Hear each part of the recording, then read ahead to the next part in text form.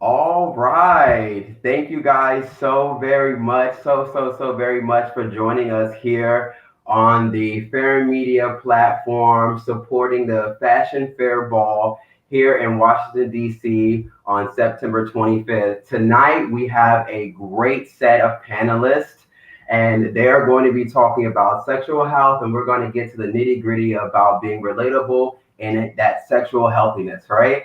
And I want to start off by doing some introductions and then we'll jump right into an icebreaker. Okay. So, for one, I'll just jump in and say, hey guys, I'm Antonio Fahrenheit. I'm bringing you guys in for this program tonight. And I'm also the founder of the House of Pierre Moss here. It's a Kiki house here in Washington, D.C. And that's just the exciting part of how I've integrated the Fashion Fair Ball with this initiative tonight. So, who's next? Well, I'll go next then. I'm Antoine Pollard. I work at a nonprofit here in DC called Us Helping Us. I am the principal prep coordinator, and of course, I work on getting individuals onto prep. So I'm excited for the conversation tonight. I talk about sex all day at work anyway, so it's like this is like second nature to me. I It works. love that.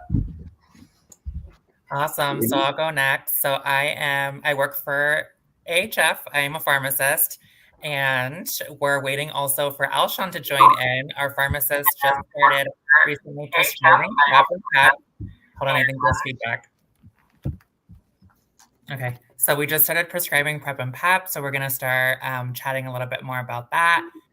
But yeah, I'm excited for this interview. Okay, beautiful, beautiful. And last but not least, Chatting a little bit more about that. Hi, everybody. I'm sitting in for the panelist, Alshon, who will be joining us momentarily. I work with Selena and Alshon at AIDS Healthcare Foundation. I'm here from Long Beach, California today. So it's not exactly evening over here yet, but this is very exciting because sex education is so important right now, and we're excited to hear more about it and just talk more about it in general. thank you, thank you. So I want to thank again the panelists, Cindy, Antoine, and Selena for joining us. I want to shout out all of the organizations that are part of the Fashion Fair Ball, which is AHF, the AIDS Healthcare Foundation. You have Us Helping Us, People into Living. You also have Heart to Hand Inc. that is also a part, and also Impulse. So shout out to Impulse as well. Okay. So first and foremost, I want to start this off with an icebreaker. Let's get it, let's get it warmed up in here. Okay. So first things first, and I just want you guys to just answer it in the simplest way possible. Okay. What age were you when you had your first HIV test? 20? 20? Okay. Oh my gosh, that is a really good question because I really do not remember. I don't remember. I had to be early 20s. Had to be early 20s. What about you, Cindy? Yeah, I'm trying to link it to the context. I think when I had my tongue pierced and I tried to donate blood, they said that they couldn't take my blood unless I had a negative HIV test. Cindy, you had your tongue pierced? I've had mine pierced I was too. like, can we go back to that? We had a very bad exam, and all of my classmates and I decided we had to get something pierced, and I was too coward to do the belly button because that looked so painful. The tongue was not painful at all. So I picked the easiest, most painless route. So yeah, I had to get an HIV test because they said we won't take your blood if you have any piercings. So I must have been 23, 24. Yeah, I think my first test was at 24. Okay. And So- that's older, right? Than That's you a little older. Yeah, that's pretty old. That's pretty old, I think. And so what leads me to the next thing is, when do you think you should get your first test? I think that, well, at least for me, I know that I had started having sex back when I was 16. Okay. And I didn't know anything about HIV or STIs or any of that. I was just, oh, the guy is cute and he thinks I'm cute. Let's get cracking, So I think back then when we first started, before or when you first start actually engaging in sexual activities, when an HIV test, just overall so you can get the experience of what testing looks like.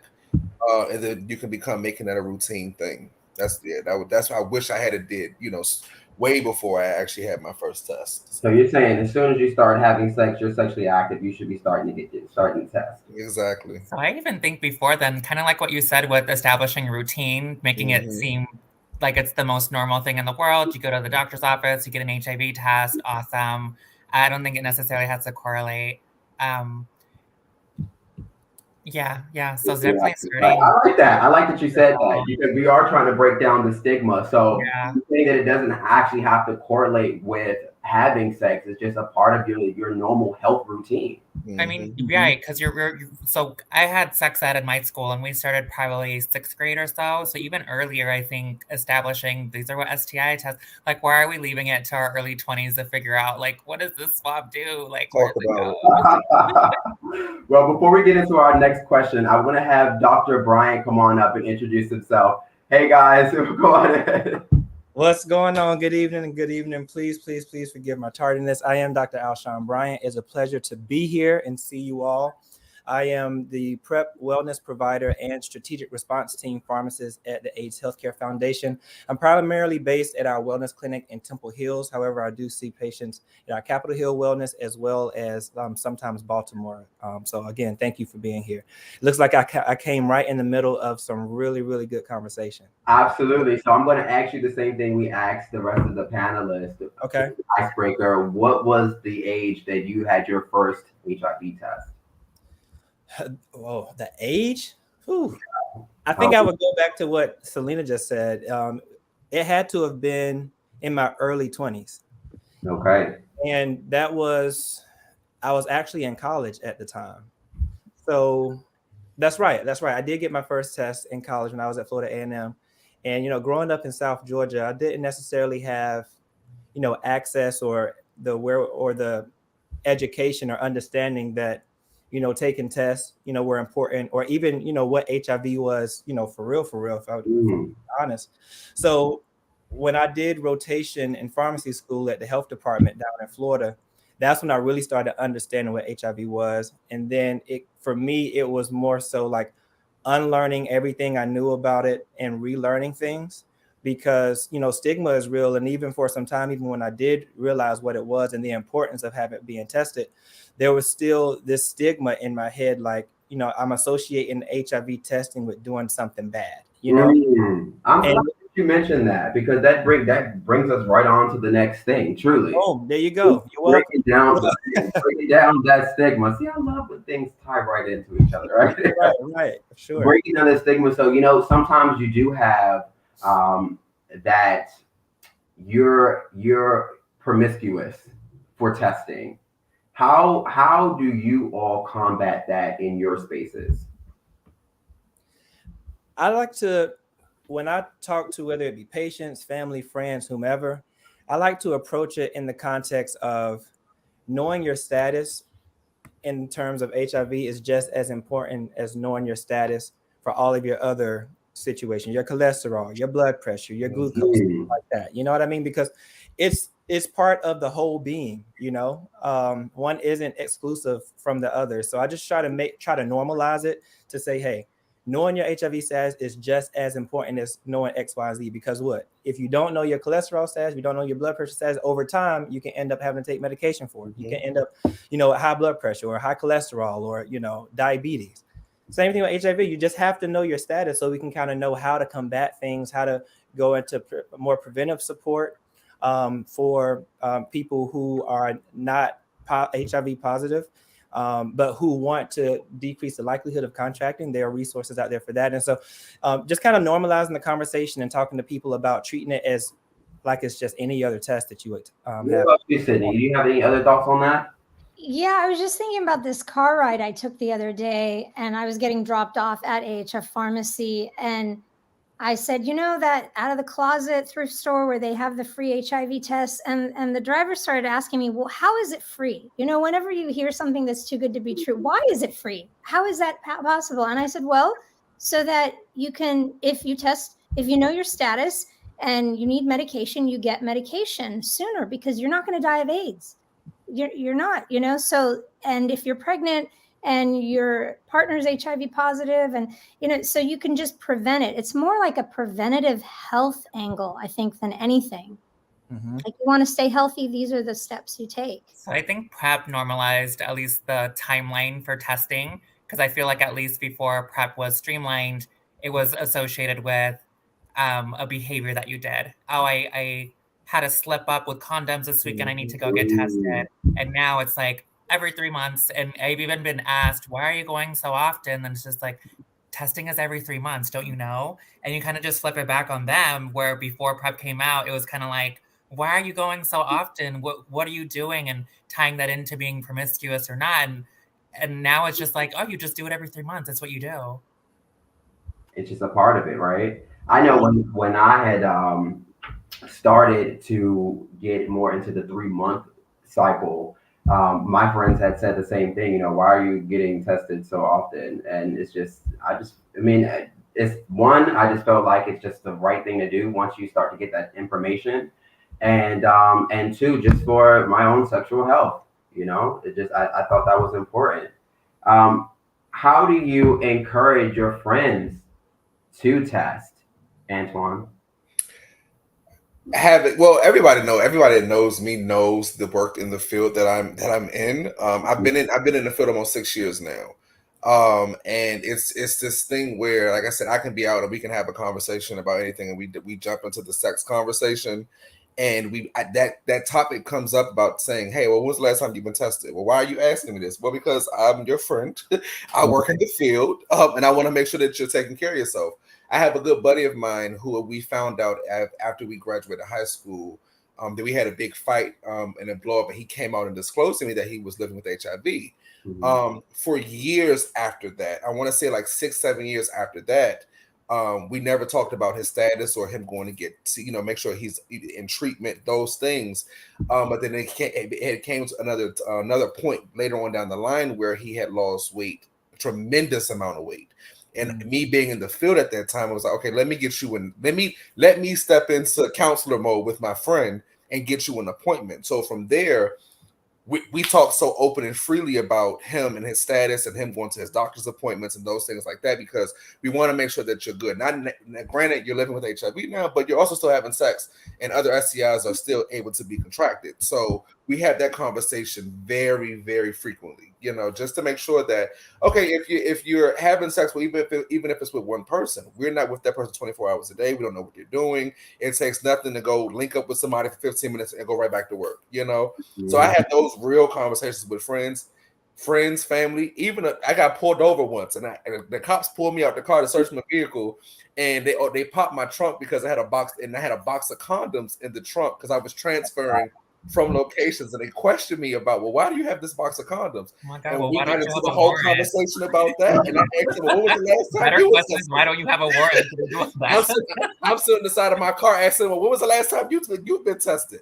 Oh, well, I'm in a relationship. Oh, okay, that's fine, but have you been tested? So yeah, I talk to anyone about it, So I praise it more STI testing because I do have a lot of friends that are positive, and I don't want to ostracize that group as well. So even like going to a ball where it's like, let's all get tested, and someone's like, I already know my status. The next question is like, are you undetectable? Which I'm not going to ask that because I'm not their provider and I'm a friend, right? So I phrase my wording as like, because you can get an STI, at any time. Right. And I'm sure that when they go in, I'm assuming that they're either checking if they're undetectable or doing an HIV test as well. So.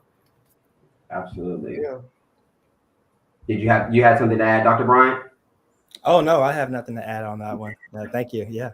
I think that's a great way to encourage your friends. You got to have that open dialogue. You got to be willing to do it. And I feel like if the birds of a feather are flocking together, you should be able to have that comfortable conversation about that. We're adults, right? I can't remember. Sorry, I can't remember who said it. Maybe Antoine, it was you. But whether you're in a monogamous relationship or not. Yeah, you said it takes 15 minutes to link up. I mean, even if you're living with somebody, even if you're, married in law and all that, it doesn't really matter, does it? Because no, it doesn't. You're not connected to someone 24 hours a day. So it's part of an annual physical. And I'm actually noticing it. Hep C and HIV are being tested annually when you just go in for a doctor's checkup. That wasn't the case 20 years ago. Yeah. Oh, Definitely.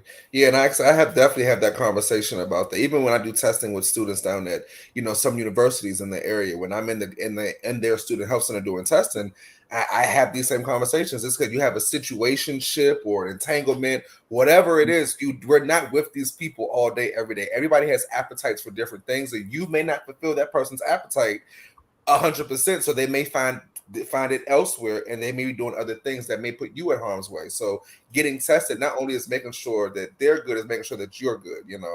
So absolutely. Now, why is testing so taboo? Why is it so taboo? Is it because people automatically attach it to promiscuity, or is it because people just have an insecurity of just being open about sexual health and sexuality? It could be both, and then too, it could also be like the thought of knowing, Mm-hmm. like what if I get a test and what if I'm positive? What happens then? And probably the fear that surrounds that as well. Okay, there are those fear factors. What about you, Selena? What were you saying? I would think the fear, because I remember in my early 20s when I was learning about HIV, I was like, I need to get tested. And I put it off for years.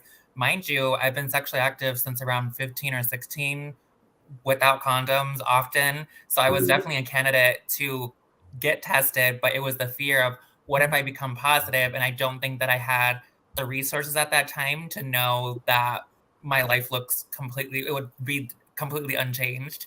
I think it was the fear factor, the not knowing, and there is still a lot of fear that's prevalent, and also the promiscuity, how we talked about. We're like, oh my gosh, you're associating the two. Right. Mm-hmm. Do you think that all of the new medical advances kind of lessen the fear? Do you think that that's changing the dialogue? So much so that we see a lot of our patients, and we kind of have like two populations in HIV. So we have the population of people who saw their friends die, and whenever they got on a regimen, that was it. We're taking 16 pills a day. I still have patients that will not go on to a newer regimen because they saw their friends die and that's what they're going to be doing. And then we have our newer population who's really never seen anybody die of full-blown AIDS. Oh, I take this little pill, it's fine, and then go a few months without it, on and off, and then that's how you get resistance. So yeah. Yeah, I think it ties back to what Selena has said a little while ago, regarding when you had mentioned about why you're getting tested so frequently. I think that thing, because it also ties into your friendships. Well, why are you going to get tested? What are you out here doing? And feeling of being judged from our friends and our peers. Just because I want to make sure that I'm checking up on my sexual health. That should be something that you should also be doing on a regular basis without feeling any kind of way about what someone else would think about what I'm doing. If I'm going to the doctor's office because I have headaches every day, that's a difference than me saying I'm going to go get tested for HIV or STIs. So it's something, I think it ties into that, which I think hopefully at some point that gets erased, because I think everybody should be getting tested on a regular basis, not even just once a year. Now, I want to do another icebreaker. So, how many partners before you get tested? Wait, say it again. How many partners do you think you should have in between tests? I do mine more of a timeline than amount. You said? I do mine off of a timeline more than an amount. Okay, so less partners. Every 3 months, no matter if it's 200 or 1. Okay. Do you think that's just in case there's a false result and then it took more time for the virus to possibly show up? Do you think it's more because of the testing accuracy? I think the testing accuracy, because if if I contract HIV today, tomorrow's test is still going to be negative for another 6 weeks or so. Yeah. So that's why I do mine more off of a timeline based off of versus a person. I go up based off of the growth of the virus. The answer to that question, I think our public health division within AHF set, I want to say 3 partners as being, high risk. And I can't remember if that's for sure accurate. Did you guys remember? I don't remember. No. That would be a Whitney or PhD question. Yeah. Got it. Definitely wanted to tickle the brain on that one though, because we do get the conversation of the 3 months and the timeline. I mean, but really, if you want to, if you really want to be serious about it, anytime you have a sexual encounter, you should be tested before you get into that relationship. Or if you didn't know their status, you should get tested after the evening or something. Yeah. Okay. I think it is. I think it's all based on, I guess, the situation and the people that we're dealing with. Because everybody that we deal with isn't as promiscuous as the next. You know, everybody isn't doing all kinds of things. So I think it's also about just having general conversations. Hey, do you get tested? When was the last time you was tested? Do you have results to prove this? Are you on PrEP or are you undetectable? Those conversations need to be had, and I think that in those conversations, and it can come about, okay, well, I haven't been tested in about 4 months. Okay, well, next month for me would be like my second month going on third month, so we both can get tested together. So I think that it all depends on the situation and the people that we're dealing with. So you know who doesn't have those conversations? The trade. Like I remember when I used to date Butch Queens, like it was very much like something that you just talked about. Like, oh, what is your status? Are you undetectable? Are you that? If I could ask 100 of my trade when the last time that they was tested, they don't even remember. They don't know. Yeah, I agree. Yeah. How do you guys manage confidentiality within your organizations? Because number one, that is also a part of the stigma. If there is a positive, or if there is something reactive on the test, some people get a little shaky about that information being leaked. Some people feel that way about testing. So how do you guys practice your confidentiality? So I don't see my friends. I can also prescribe PrEP. I'm a pharmacist. I can do the same things that Dr. Bryant can do as well. But whenever I bring new patients that are my friends, I don't see them. And so if I don't know it, then I can't say anything. But I would say that we all take privacy very seriously. Very seriously. Yes. I don't know if that you work near the out of the closets, but if you want to get tested, you don't even have to tell anybody your real name. You don't have to you don't have to show ID unless you need the results in a document. Then you need to present your ID. But if you're just getting tested, you can do it completely anonymous. Yeah. I don't even process their prescriptions unless they give me permission. We ask them in the beginning who is allowed to know, who can we, and then we also do a lot of discreet packaging as well. If somebody doesn't want their package delivered to their home, we can deliver it to a local FedEx location. So as private as you want is how private we're gonna get. Yeah, our testers are inside out of the closet, so it's almost like you're going into a thrift store to shop. And then there's the testing. So you didn't even know you went in there to get tested. If they saw you walking in, they're not going to be like, "Oh my gosh, why are they getting tested?" They're like, they're a shopaholic. They can't. Definitely shopping. Yeah. I like that. I want to let the people know that there is that confidentiality. You don't have to feel afraid that your information is going to get leaked. For sure. This is not a Kim K video. If you want an easy lawsuit, that's one. Then right. You guys have HIPAA laws and all kinds of things. It's serious. It is serious. Yeah, and I start off pretty much all of my sessions, especially with new clients. I started off informing them like whatever you and I discuss typically will stay here between you and I. Unless we have to pull in a provider to go into, further situations based off of whatever results are, those kinds of things. But it's even so bad that I'm in the party scene a lot here in DC, where a lot of my PrEP clients, I see them out. I won't go speak to them first because I don't ever want to have that awkward moment to say, well, how do you know so-and-so? If the client comes to speak to me, that's one thing, but I'm never going to go initiate a conversation with somebody and somebody walks to say, like, how do you know this person? And it creates conflict and, further close to violating HIPAA. So yeah, I typically try to steer away from that. But I have a good rapport with a lot of my clients that, I deal with, even just people that come in once a year for testing. A lot of them that come back, they see me, where's Antoine, Mm. Yeah. Like Antoine, to your point, same here. I typically don't make the first, engagement. Since you're in DC, it's like I was on U Street one day and I saw a client, but I was like, I'm just gonna keep minding my business, Yeah. And then they were like, Dr. B. And I was like, oh, okay, so there we go. Let's kind of have a conversation then. You know what I mean? Yeah. I was at Nelly's one day and I walked past the client and I was like, I think that's him. I'm just keep walking. Yeah. With my drink in hand and I'm gonna just keep walking and avoid him. So yeah. Hey, Jeremy, sorry, didn't see you down there, boss man. It's all right, no problem at all. How you doing, everybody? You brought the echo.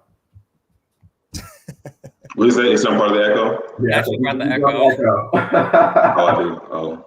But I like that you guys mentioned that because I actually have been tested by a peer before, and it made me feel very good. I felt better that it was one of my friends, quite frankly. When I had first went in, I went into the testing site and I sign up and everything, make sure everything was good, and then I saw one of the guys come up, and that particular person, I don't know if it was a bad day or not, but that person didn't have the best of the energy, so I was kind of like fingers crossing that somebody else was here to test me anyway. So it's like, okay, great. So then when then I saw my friend come from the back, I was like, oh my God. Honest, I was like a little shaky at first. I was like, oh shit, I don't know. I was a little promiscuous before this test. I don't know. But I was like, all right, let me just go ahead and, I got to knock this out. But I felt like my friend made me feel more comfortable doing it because like, when he went into it, he didn't go into it like, hey, homie, what's up? No, nothing like that. It was like business. It didn't feel like he was trying to step off on anything unprofessional. It was very professional. He went through the whole process the same way if it was somebody else. And we've never talked about it again. Honestly, and I felt comfortable having the peer test me. So Antonia, I'm going to actually echo that because previously I did state like I don't see any of my friends unless they want to see me, because I think then you develop a rapport and you develop a trust. And I'll give you an example. When we were establishing teleprep at AHF, I was Alshon's first patient, Dr. Bryant's first patient, and I answered those questions very seriously. And we went through the entire process and I got tested by our testers. And I thought that it was going to be like, oh, hey girl, what's going on? And it was none of that. It was very professional. And I felt, I don't even know how to explain it. Safe. Like you were safe. Like it was the safest I've ever felt. Honestly. I felt safe. Yeah. That's what it was. Yeah, it was definitely the safest I've ever felt during a test. And I felt like no matter what the results were, they were going to take care of me. Absolutely. But to your point too, Antonio, I think that when I do see, clients, one of the things that we do is initial assessment to kind of get some background information on them clinically and health-wise. Mm-hmm. And then we also do like a pharmacy service agreement. So as a prep wellness provider, I'm also one of the pharmacists. So I'm able to kind of like, put on another cap and talk through the pharmacy process with people. And one of the questions that we ask is, how would they like to receive their medications? Because they have several options. They can pick it up from the pharmacy if they want to, because sometimes the pharmacy is far enough away from where they live that they're picking it up there. They pick up from the wellness clinic if they want to, because nobody knows them on that side of town. We have a courier that can take it to their house if they want to do that. We can do FedEx, US Mail. So the fact that we kind of go through all the options, it makes them feel really, really good, knowing that they don't have to necessarily be seen if they choose not to. Okay. I like the in-home test, the at-home test, though. That's nice. I think that's nice. I think that I just was introduced to that recently. I think that was us helping us. You guys introduced that. That was pretty cool. How can people get a hold of those things? The at-home test? Yeah. Oh, but definitely just reaching out to the office. There is a link. I can actually add it to. Can we add links to the? Drop it in the comments. Okay. Will do, definitely. You can sign up, and definitely we'll get the package sent to your house with a few other little swag items and novelty items in the package as well. Yeah, definitely, because that definitely steps into place for people who are busy, can't get into the office for regular hours, and I can at least do this in the comfort of my own home. So definitely, and I'll get the link and I'll drop it right on into the chat. I actually, and I'll give you guys this story because I said we're going to do this like I do underground stories. We tell we talk about real shit. So I had an experience where this was when I was very early on in my my sexual freedom and my just being out that lifestyle, right? I think it was early on. I was kind of still DL. And I was dealing with this guy, and he came over one day, and he pulled out got a bag, and he just like pulled out this box, and I was like, "What's this box?" And it's like, "Oh, this is a at-home HIV test," and I was like, "Oh wow, no one's ever like pulled the test out before." So we're gonna make sure. Yeah, it was like it was a make sure kind of thing, and I was like, "Oh wow," But I, still to this day, I don't know how to take it. Was it just to make sure we're both were good, or was it like was it shade? Which was it? But at the end of the day, it showed me that there is you have the access to that, so there is kind of like literally no reason for anyone to kind of skip over that process. So like if somebody has the balls enough to come and pop up at a session with the test, I don't know. We still had that night too, so clearly it worked out. Yeah, I mean, not that long ago. How long did you have to wait for results? And think about all the things that run through your mind. It's a minute now. It's free. Yeah. There's no excuse. Mm-hmm. Now, I want to ask everybody this question. What does sexually healthy look like to you? Go ahead and Cindy, you were the last to chat. Well, truth be told, there was supposed to be somebody else on this panel. We're enjoying you. And I'm kind of texting him because he's still working because I said like it's 3 hours early over there. Hey, so cool. Trevor, this is for you. What was the question again? What does sexually healthy look like to you? Well, I guess being comfortable and open and honest and just true about what you are, what you like, who you are, who you're with, just openness and the comfort level. I think that's healthy. Okay. What about you, Jeremy? We got to bring you in. Yeah, sure. Can everybody hear me okay?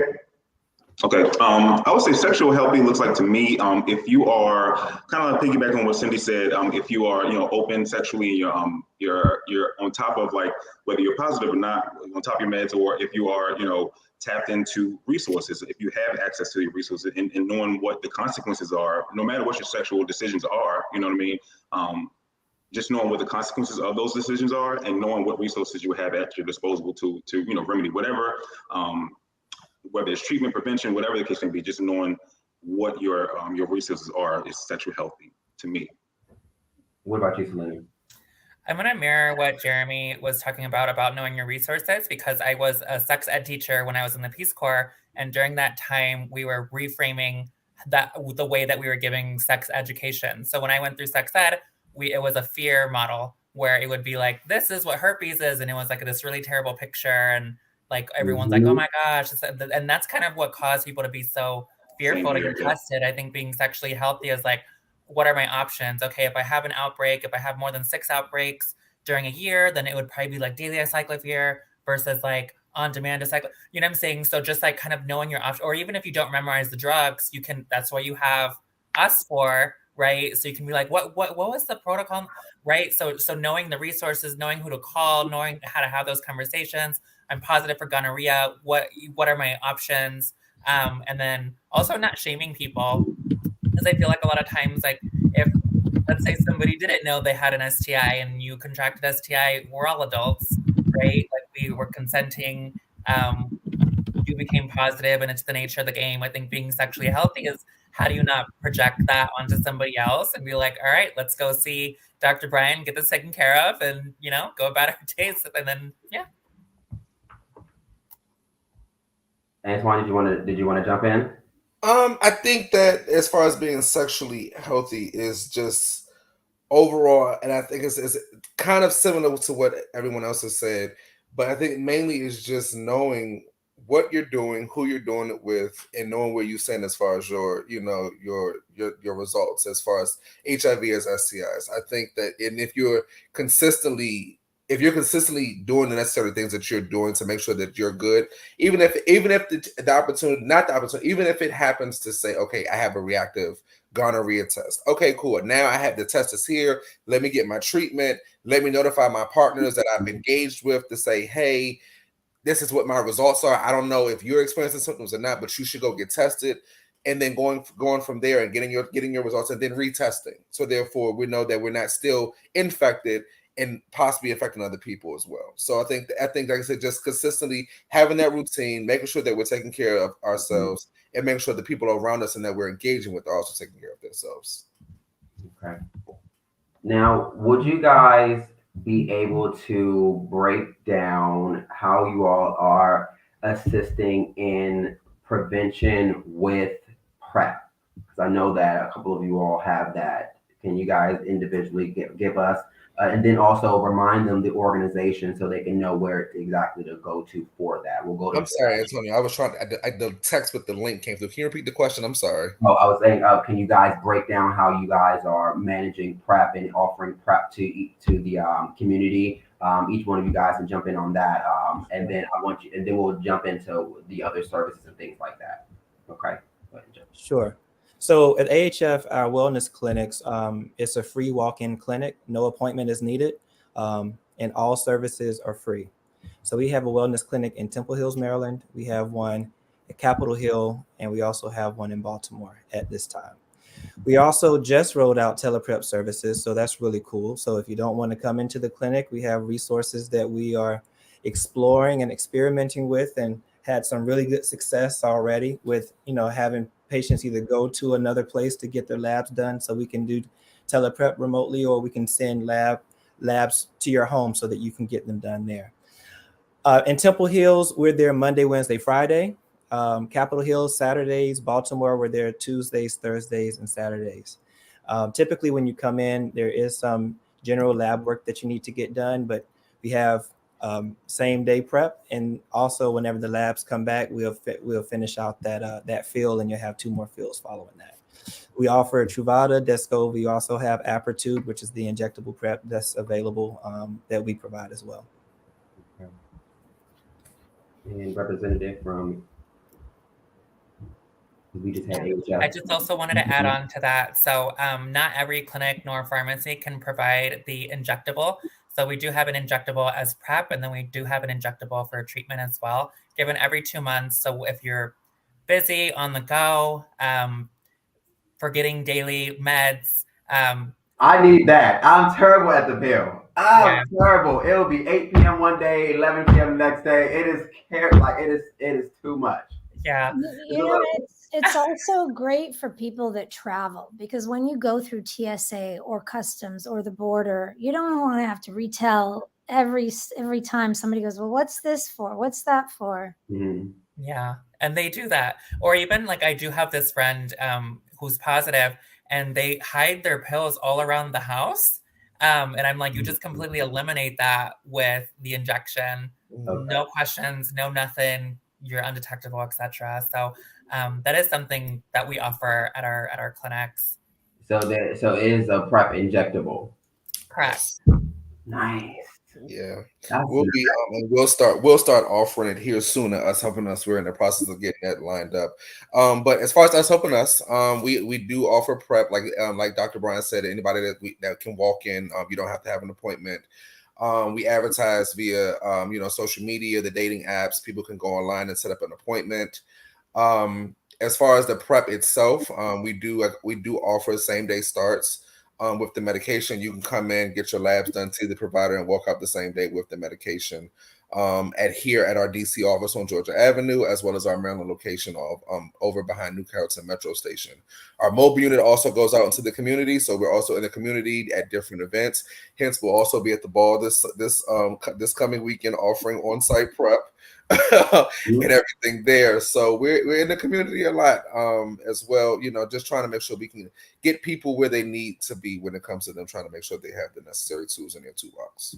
I'll be honest, us helping us definitely is pretty integral with the DC Kiki Ballroom scene. You guys are very much so a part of what we do here. I miss the ballroom practices we used to have at our Maryland location. We used to do that all the time. And we got to bring that back. But that's why I'm trying to bring in AHF so we can get tighter. We can make these things work too. We can bring out some more initiatives and get some more people tested. No shade. Keep the community sexually healthy. So I can come sit, y'all.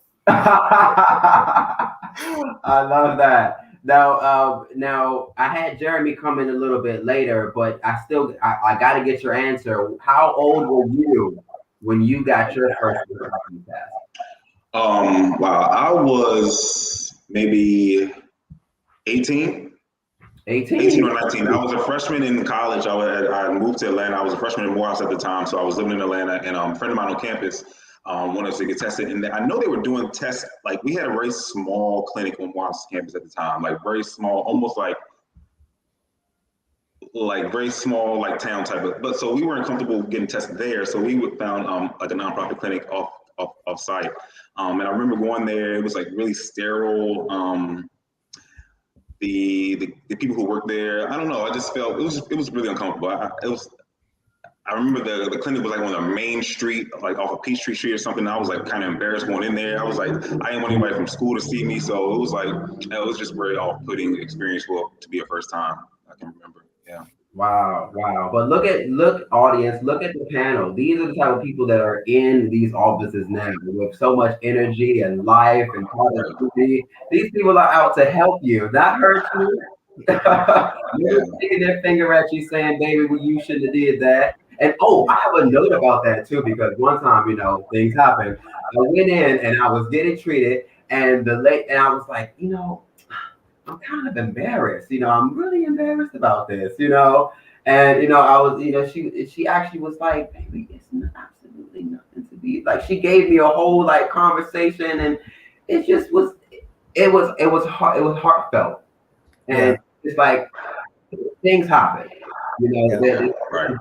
This is life, and I want everybody to understand that this is life, and things happen. I mean, Jeremy, what you were describing, compare that to the testing event that we had not too long ago. It was kind of a costume party, and we had one of those boxes, like that Superman used to go in to change, but it had money flying. Oh no! Like, I love those. You see how much you can grab, how many dollar bills you can grab in 10 seconds. But to be eligible to go into that booth, you had to get tested. Right. That was the last time I got tested. If you want to go in and play, just get tested. Right. Yeah. I definitely wish we had those type of options and those type of resources available then. You know what I mean? I'm not gonna say what year it is. Like, I don't want to age myself, but it's come a long way. I must say, a long way. Really fast, and a lot of things have been changing. I mean, Selena talking about the injections. That's for HIV positive or negative. People living with HIV or people trying to prevent transmission. So again, you can't even tell the difference. If you're treating or preventing. True. There's even more anonymity. When you were talking also the age, I was like, I wonder how old this person is, because I'm like, things have changed, but also in many cities they haven't. So I remember being in Erie, Pennsylvania, trying to get on PrEP, and I went to 4 different providers trying to get onto PrEP. Nobody would start me on it. Nobody knew what it was. And I'm like, are you kidding me? Like, I live in I was just living there for school, and I was just like, how is this really difficult? So I think in spaces like New York or larger cities, we have a lot of access, but the reality of it being really uncomfortable to get tested or find PrEP is still very much a reality. Yeah. Dr. Brian, do you think that we should have a certain a certain time frame for your own PrEP decision after you've started to integrate testing in your normal routine? Do I think that you should have what now? I'm sorry? You should have a PrEP plan. Let's say that. Do I think that people should have a prep plan? Yeah. Well, so I think that having a plan would be important, but it's interesting. Like some people are cool with taking a pill every day, some people not so much. From a FDA standpoint, I mean, there is on-label use for how to take PrEP, and then there's an off-label use. Some people might not want to take a pill every day. I try to tell people to, treat it like a multivitamin type of situation. So every morning when you get up, since it can be taken with or without food, just treat it like that so it can be part of your regimen. People like, I just don't like taking pills, period. In those cases, I mean, there is a PrEP on demand, off-label, again, I would say, use for PrEP. And so if people kind of start talking about not wanting to take medication, not liking to take pills, injection, they might not be a candidate for the injection, then we can start having those type of conversations. But I do think that having some type of plan would be important, but it's just based on the person's situation. Everybody's different. Okay. I think to piggyback off of that, after what Dr. Bryant said, everybody is different. Then you have some people that are in their seasons of risk, meaning some are more active at certain points of the year compared to the other points. So I may not want to take PrEP the entire 12 months. I may just want to take it from April through September and then, do that. So yeah. I mean, cuffing season is upon us, so this might be the season. This might be the season for it, I'm just saying. It really depends. Now, I want to get into how you guys are giving people. Well, I know that if you've been listening over the entire period of time, you should have kind of already heard how you can get tested, where you can get tested, how you can get PrEP, why you should get PrEP, how you get PrEP, who's doing PrEP. Like you should have been able to get all of that good stuff. But what I want to do now is be able to give us like a direct access. How can we get to you guys?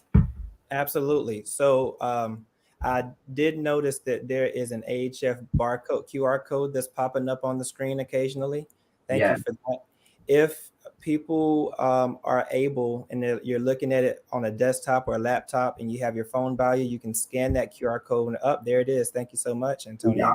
You can scan that and it'll take you directly to our free STD check website where it has all of our local locations. Or if you're not in the DMV area, you can just put it. Oh, see, there we go. Yeah, look up with that. You can put in your zip code or your address, and the closest wellness clinic will pop up for you, and that's where you can definitely receive the services that we mentioned.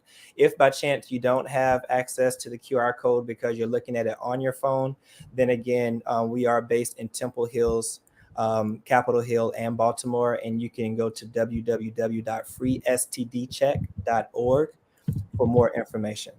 And it is going in the comments.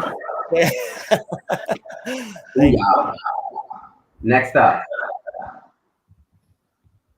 How can we get you? You're on mute, Antoine. You're on mute. The little bit of time I started to use mute, I just keep saying So as I mentioned before, we are located here in DC, off Georgia Avenue, like literally 2 minutes from Howard University, and we have a location behind New Carrollton Metro Station. Our website is ushelpingus.org. There you'll be able to go, so you can schedule an appointment, you can walk in at any time.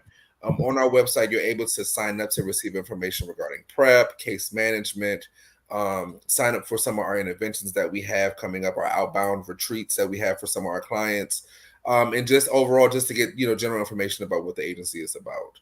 Definitely. Beautiful.